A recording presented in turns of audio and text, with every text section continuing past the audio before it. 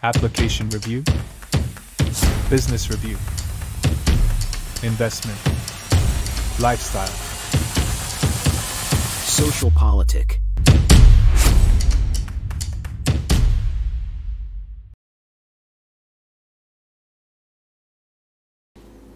Halo Bapak Ibu, saudara-saudari sekalian, lovers and haters. Salam cerdas Indonesiaku. Jumpa lagi kita pada kesempatan kali ini.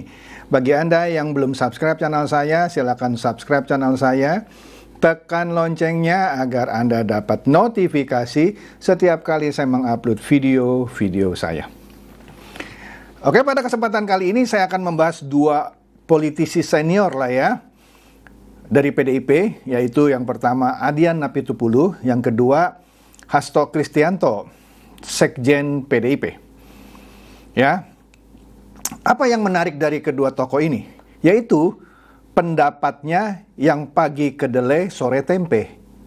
Iya, yang tidak konsisten. Jadi pendapatnya disesuaikan dengan keinginannya, ya, sekaligus untuk menyerang musuh-musuhnya. Nah, nanti akan saya buktikan. Apa yang saya maksud dengan pagi kedelai, sore tempe? Ini juga yang menurut saya yang membuat suara Ganjar seperti HP lowbat 16%. Ya, dia serang Jokowi. Ya, oleh karena itu nggak heran Jokowi yang acceptance-nya di mata rakyat itu tingkat kepuasannya 80%-an diserang sama kedua tokoh ini, ya nggak heran kalau Ganjar suaranya cuma 16%. Jadi kalau Ganjar bilang, Anda percaya suara saya segitu? Iya, percaya saya. Oke. Mari kita lihat dulu pendapatnya Adian Napitupulu, ya, yang dipatahkan oleh sesama politisi PDIP. Ya, kita lihat dulu ini satu ya.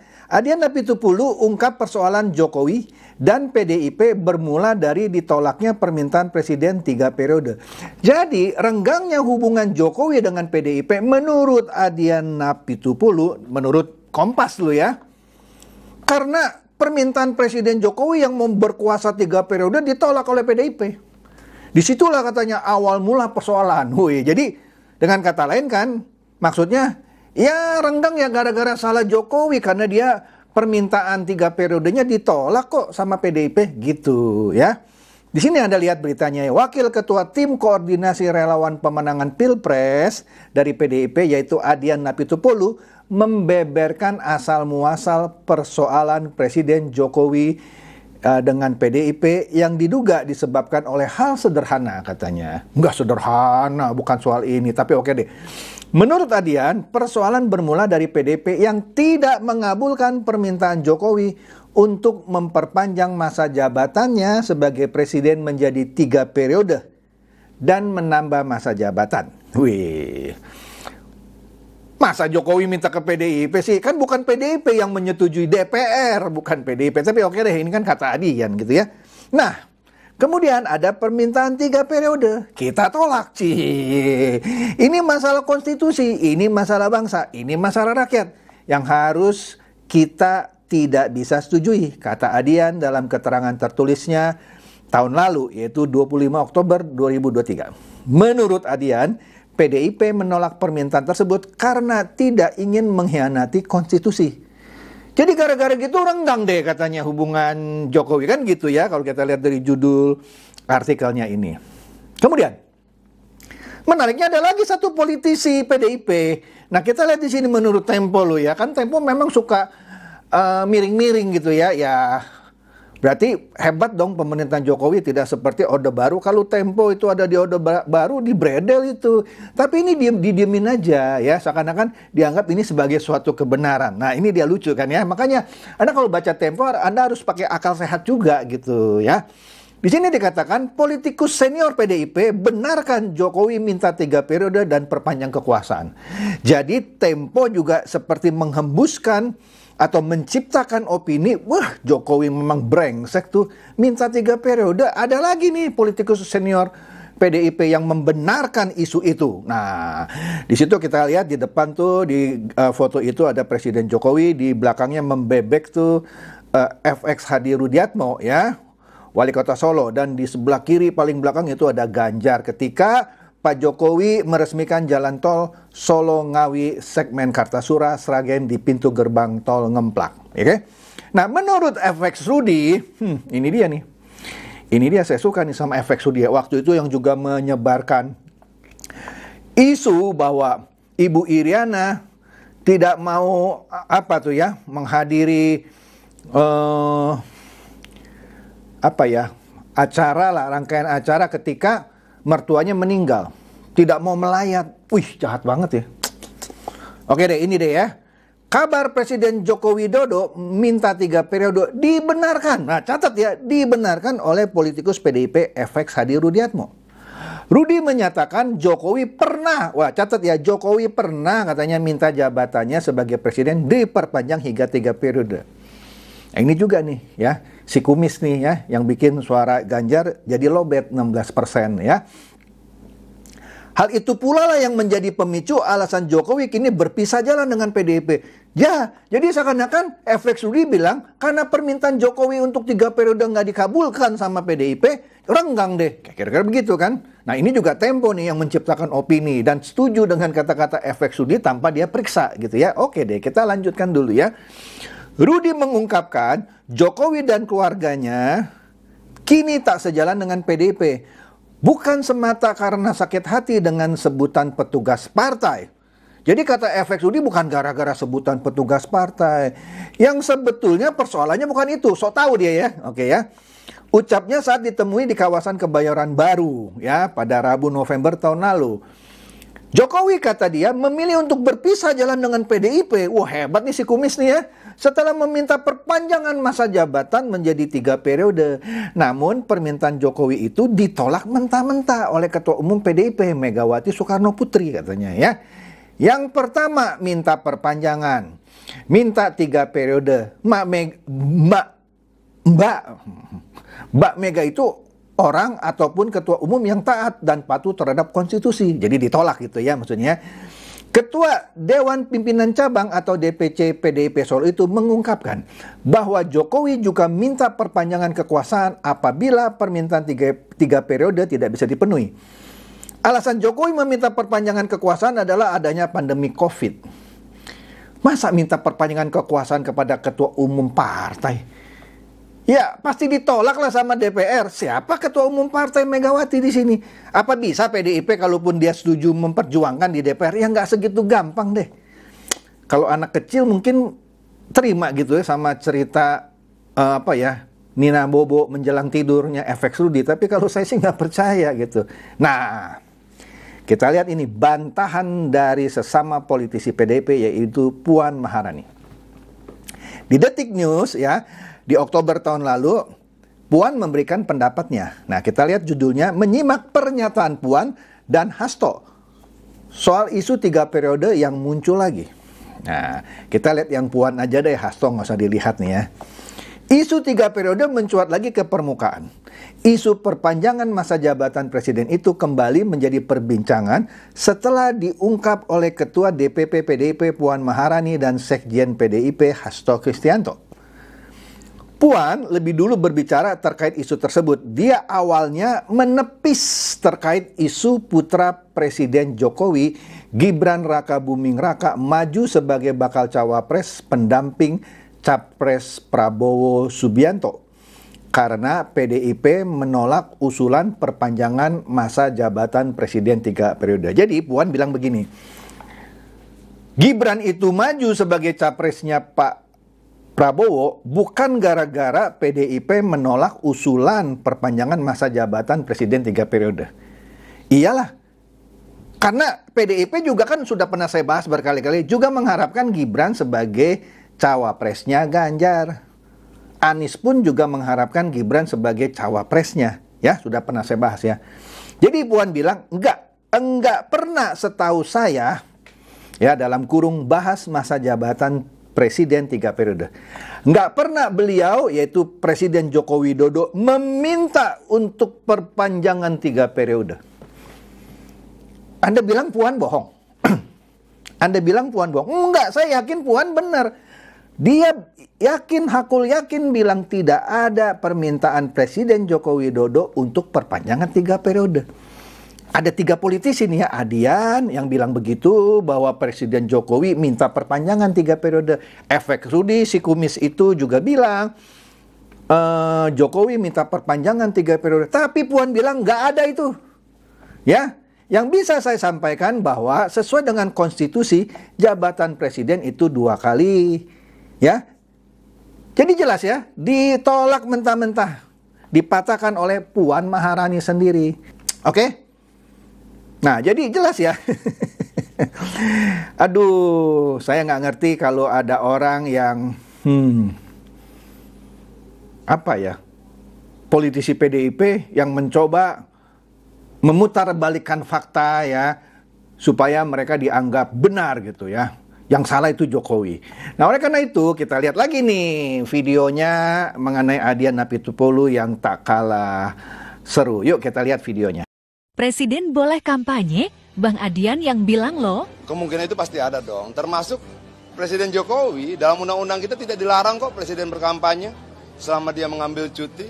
Dan saya percaya betul bahwa Jokowi nanti akan menjadi bagian dari kampanye Ganjar. Yakin. Tadi Mas Gibran sempat menjawab sedikit soal saya membawa nama pribadi bukan Pak Jokowi. Tapi kalau iyalah dia datang sebagai Gibran, bukan sebagai anaknya Jokowi. Dia datang sebagai Gibran dan itu artinya dia mampu menempatkan dirinya sebagai dirinya sendiri, sebagai wali kota dan sebagai keluarga besar Presiden Jokowi. Yang repot ketika orang mencampur adukan itu loh. Ada yang kader partai tapi datang sendiri-sendiri gitu loh. Itu artinya dia mencampur adukan itu kan. Tapi artinya dengan kehadiran Mas Gibran hari ini, PDIP juga optimis bahwa pada akhirnya Pak Jokowi juga akan menentukan sikap dari keluarganya bahwa yakin.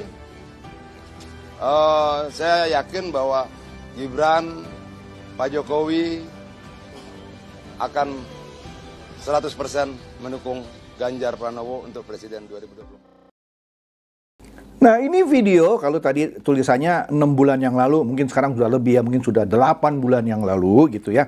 Ketika Adian Apitupulu berharap Jokowi mendukung Ganjar, ya. Kan sudah pernah saya bahas juga ya, sesuai undang-undang, pernyataan presiden, ya. Di situ disupport tuh sama Adian Apitupulu bahwa presiden boleh berkampanye ketika dia masih mengharapkan Jokowi mendukung Ganjar. Tetapi ketika Jokowi tidak mendukung Ganjar, PDIP bilang apa itu presiden? Mau kampanye, padahal sampai terakhir juga Jokowi nggak kampanye. Nah, video dirty vote yang saya kritisi itu seakan-akan menempatkan Pak Jokowi ketika bilang, siapa bilang presiden tidak boleh berkampanye? Memang boleh kok, di undang-undangnya bilang boleh. Adian pun membenarkan boleh. Tapi sama dirty vote itu dibilang presiden berkampanye di fasilitas negara. Udah kacau dah tuh video dirty vote ya.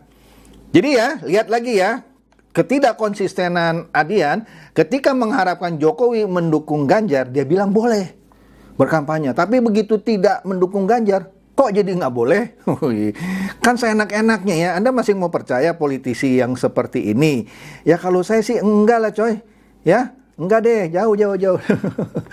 Nah, kita lihat nih yang ini, waduh, mantep banget ini videonya. Nah, di sini ada beberapa penggalan video di mana seakan-akan Adian melawan Adian sendiri yang lalu. Jadi beginilah, saya kasih garis besarnya dulu ya sebelum Anda nonton ini. Ketika 5 tahun lalu, Adian tentu mendukung Pak Jokowi dong, yang berhadapan-hadapan dengan Pak Prabowo. Dia menangkis semua tuduhan dari kubu Pak Prabowo. Ya, Pak Prabowo juga dulu tidak menerima kekalahan lah, kita tahu ya. Beliau protes begini-begini. Adian sebagai ujung tombaknya PDIP menangkis semua argumen dari Pak Prabowo. Nah, sekarang Adian berdiri di pihak PDIP yang mendukung Ganjar melawan Pak Prabowo. Nah, ucapannya ketika 5 tahun yang lalu dengan yang sekarang ini beda. Kita lihat ya, makanya di sini Adian melawan dirinya sendiri. Nah, kita akan melihat ketidakkonsistenannya dia. Yuk, kita lihat ini videonya, seru nih. Banyak kejanggalan dari awal sampai akhir kok, memang nggak bisa kita pungkiri. Kalau KPU bilang nggak ada penggelembungan loh, kalau angkanya tambah besar tuh apa namanya? Ya penggelembungan. Kenapa sih tidak kita tunggu dulu sampai tanpa menuduh siapapun, tunggu sampai tanggal 22 tanpa harus menuduh KPU, tidak menuduh Bawaslu, tidak menuduh lembaga-lembaga lain, termasuk lembaga survei. Nah, sekarang Adian bilang ada penggelembungan apa-apa. Padahal 5 tahun yang lalu dia bilang, kenapa sih kita harus menyalahkan ini itu, tunggulah sampai real count selesai, kan gitu. Sekarang real count belum selesai, ngoceh terus kecurangan-kecurangan, buktikan aja enggak gitu ya. Padahal 5 tahun yang lalu dia sendiri bilang, kenapa sih kita harus nyalain ini itu, bahkan nyalain lembaga survei, tunggu aja sampai nanti, kira-kira begitu. Sekarang ngomongnya beda. Nah, ada lagi, yuk kita lihat lagi. Kalau MK nggak bisa dipercaya, oke, Sudah diakui. KPU dan Sirekapnya nggak bisa dipercaya. Mau tidak mau, rakyat hanya bisa percaya dengan kekuatan dirinya sendiri. Penyelenggara ada, pengawas ada, pemantau independen ada, pemantau luar negeri ada, saksi dari setiap partai ada, dari saksi dari setiap calon presiden ada. Nah kalau kemudian semuanya dianggap nggak benar, lalu yang benar siapa? Sekarang dia bilang tadi di awal seakan-akan ada kecurangan, makanya MK dan lain-lain nggak bisa dipercaya, hanya rakyat yang bisa ini. Waduh, jadi mau ngajak rakyat ini makar gitu ya. Padahal di 5 tahun yang lalu ucapannya beda kan, tadi Anda lihat ya. Dan itu, aduh, terus Anda masih percaya terhadap orang yang namanya Adian Apitupulu ya? Saya sih udah nggak percaya. Udah nggak konsisten dia ngomong 5 tahun yang lalu sama sekarang. Nah kita lihat lagi, ini penggalan yang berikutnya. Ntar dulu, artinya bahwa gini, kalau kemudian untuk 15.000 TPS saja bisa terjadi itu, mungkin nggak terjadi untuk 823.000 TPS yang lain? Bahwa setiap pemilu pasti tidak sempurna, iya. Dengan 800.000 TPS, dengan luas yang sangat luar biasa seperti sekarang, 17.400 pulau seperti sekarang, sebarannya sangat luas, akan ada yang tidak sempurna, itu pasti. Makanya kita akan pakai toleransinya nanti. Sekian berapa persen sih curangnya dan berapa persen yang kemudian bisa toleransi. Anda nangkep? Jadi Adian bilang, sepertinya ada kecurangan di 15.000 TPS. Oke, kan beberapa sudah dilakukan pencoblosan ulang. Malah suara Pak Prabowo tetap menang mutlak, bahkan ada yang nambah. Suara Ganjar malah berkurang. Oke deh, misalnya ada 15 TPS yang nggak bener gitu ya. Tapi itu dari 823.000 totalnya. Ketika 5 tahun yang lalu Adian bilang kan ada toleransinya, mungkin aja ada, tapi kan kecil. Tapi sekarang itu dipersoalkan gitu ya. Anda masih percaya sama Adian Apitupulu? Saya sih udah nggak percaya. Yuk lanjut lagi nih, yuk. Salah ya salah saja. Mau jumlahnya 1, 2, 3, 4, 5, 6 ya salah-salah saja. Dia tidak menjadi benar ketika jumlahnya sedikit. Bahwa kemudian itu dijadikan sebagai argumentasi untuk memaklumi, menurut saya itu persoalan pertanggungjawaban negara terhadap rakyat. Kalau kemudian pemilu ini sudah selesai lalu mau dibatalkan dan segala macam yang sudah menang itu bagaimana? Masih mau diulang terus pasang spanduk lagi, bikin kaos lagi, pasang stiker lagi gitu? Janganlah, kasihan juga. Artinya janganlah kemudian dikorbankan teman-teman kita yang nyalek lagi hanya untuk ambisi satu dua orang saja. Hargai keringat mereka. Ini lebih lucu nih ya. Adian bilang sekarang nih ya, kalau ada 1, 2, 3, 4, 5 yang curang gitu ya, ya curang aja. Padahal kita juga tahu kan banyak juga kecurangan-kecurangan. Misalnya yang di luar negeri ada berapa puluh ribu itu yang sudah tercoblos. Di Malaysia kalau saya tidak salah. Lah di sini Adian bilang kalau ada 1, 2, 3, 4, 5 curang ya curang aja gitu ya. Jadi seakan-akan dia mau membenarkan ada pemilu ulang. Padahal 5 tahun yang lalu Adian bilang, nggak kasihan gitu kalau pemilu orang yang sudah kampanye, buang-buang duit, pasang spanduk, pasang stiker, terus sekarang disuruh ulang. Kan nggak konsisten dia. Anda masih percaya sama Adian Apitupulu? Saya sih udah nggak percaya. Lanjut lagi nih ya. Oke, rakyat nih bingung. Partai-partai bingung. Oke, ketemu kecurangan pemilu, ngaduinnya kemana? Maksudnya kalau menang tidak curang, kalau kalah curang. Jadi kalau dia bilang, jadi kalau apa ya, kalah lu tidak curang, kalau menang curang. Ya udahlah, Anda ngerti kan maksudnya ya? Ya oke deh ya. Seru nggak? Jadi ini Adian melawan Adian sendiri. Jadi bener itu videonya, Adian melawan Adian sendiri. Astaga, lucu deh, lucu ya. Oke. Kemudian kita lihat lagi nih, Hasto sekarang. Ini di tahun 2020, Hasto Kristianto beri isyarat Gibran direkomendasikan PDIP pada Pilkada Solo 2020. Catat ya, Gibran direkomendasikan PDIP pada Pilkada Solo 2020. Ini dinasti politik nggak? Dinasti politik. Bapaknya masih jadi presiden, Gibran jadiin wali kota. Tapi fine-fine aja ketika itu. Ketika itu bagi PDIP itu wajar. Ada videonya kok. Ya, kita lihat nih, menurut Hasto itu wajar yang namanya dinasti politik. Nggak percaya? Yuk kita dengar videonya. Gibran adalah anak Presiden Jokowi, tetapi sesuai dengan apa yang tertuang di dalam konstitusi, tiap warga negara punya hak konstitusional untuk dicalonkan dan mencalonkan. Mas Gibran tidak bisa memilih mau lahir dari mana. Nah, untuk itu proses itu juga dibuka oleh PD Perjuangan. Yang penting seluruh calon-calon tersebut termasuk Mas Gibran juga mengikuti seluruh proses kaderisasi kepemimpinan yang disiapkan oleh partai. Kalau kita lihat di negara-negara maju yang menjadi contoh bagaimana berkembangnya demokrasi. Di Amerika Serikat kita juga melihat bagaimana George Walter Bush, itu keluarganya juga sangat eksis dalam jagat perpolitikan di Amerika. Keluarga Walter Bush. Demikian pula Kennedy. Jadi itu merupakan hal yang sifatnya itu alamiah ya di dalam kehidupan politik.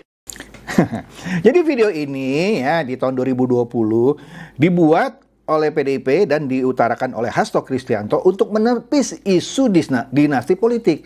Dia bilang tadi kan, kebetulan aja Gibran adalah putra presiden, tapi kan itu haknya dia untuk dipilih dan memilih, ya. Jadi dia menepis itu bahwa itu dinasti politik gitu ya. Dia mengambil contoh juga George Walker Bush yang mana bapak jadi presiden, anaknya juga jadi presiden pada pemilihan berikutnya gitu ya. Wajar kata dia. Begitu juga keluarga Kennedy, yang Kennedy-nya pernah jadi presiden, terus anaknya pernah mau mencalonkan atau saya tidak ingat ya, tapi menjadi anggota DPR-nya sana gitu. Bagi dia itu bukan dinasti politik, tapi sekarang yang diembus-embuskan oleh PDIP ini dinasti politik ini. Jangan percaya sama Hasto? Saya sih udah nggak percaya. Ya iyalah, masa iya dong? Ya, jelas ya. Pagi dele, sore ketempe. Oke, lanjut. Nah, ini dia nih. Kalau sekarang Hasto sentil dinasti politik.